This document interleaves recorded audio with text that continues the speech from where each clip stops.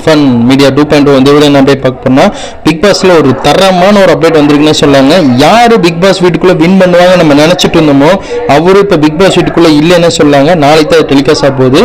என்ன விஷயம் வாங்க பார்க்கலாம். கானா வினோத் பணத்தை எடுத்துட்டு வெளியே வந்துட்டாருன்னு சொல்லாங்க. 15 லட்ச ரூபாய்க்குலேருந்து 18 லட்ச ரூபாய்க்குள்ளே எடுத்துகிட்டு போயிருக்காருன்னு வெளியே தகவல் கொடுத்துருக்காங்க. கானா வினோத் ஏன் இப்படி பண்ணாருன்னு தான் நான் கேட்பேன். ஏன்னா கானா வினோத் ஒருத்தர் தான் வந்து பார்த்தீங்கன்னா ஸ்ட்ராங் பிளேயராக இருந்தார், 2வது சபரியா இருந்தாங்க, 3வது தான் வந்து பார்த்தீங்கன்னா இந்த திவ்யாவை எடுத்துக்கலாம், அரோராவை எடுத்துக்கலாம், சாண்ட்ரா வந்து கடைசியாக வச்சுக்கலாம். ஏன் கானா வினோத் இப்படி பண்ணாருன்னு சொல்லி தெரியல. விக்ரமன் எடுத்துட்டு போவான்னு எதிர்பார்த்துட்டு இருந்தோம். விக்ரமன் எடுக்கிற டயத்தில் கானா வினோத் கரெக்டாக எடுத்து போயிட்டாரு.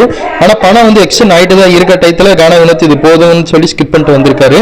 கானா வினோத் வெளியே போனது ரொம்பவே ஒரு அன்ஃபேராக நான் பார்க்குறேன். அன்ஃபேராக விட ஏன் டக்குன்னு இந்த மாதிரி முடிவு எடுத்தாருன்னு சொல்லி தெரியல. ஏன்னா அவர் மக்கள் வந்து பயங்கரமாக சப்போர்ட் பண்ணிட்டு வராங்க பிக் பாஸ் வீட்டுக்குள்ளே.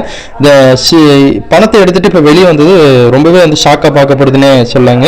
இப்போ சோசியல் மீடியாவில் பயங்கரமாக ட்ரெண்டிங்கில் போயிட்டு இருக்கு. நமக்கு கிட்டத்தட்ட ஒரு மணிக்கு அப்டேட் கிடைச்சிருச்சு.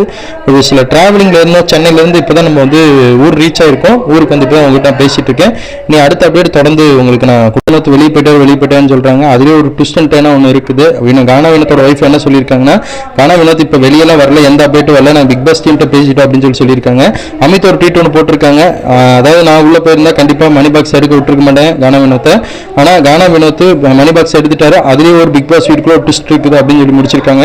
இதுல இருந்து நல்லா தெரியுது சீக்ரெட் ரூம்குள்ள கானா வினோத் அங்கே தான் போயிருக்காங்க. அவர் தான் வின் பண்ண போறாரு, யாராலையும் தடுக்க முடியாது.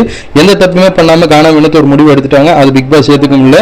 அங்கே சீக்ரெட் ரூம்குள்ள தாட்டி விட்டாங்க. ஒரு தகவலா கிடைச்சிருக்கு. தேங்க் ஃபார் வாட்சிங் திஸ் பை வியூவர்ஸ்.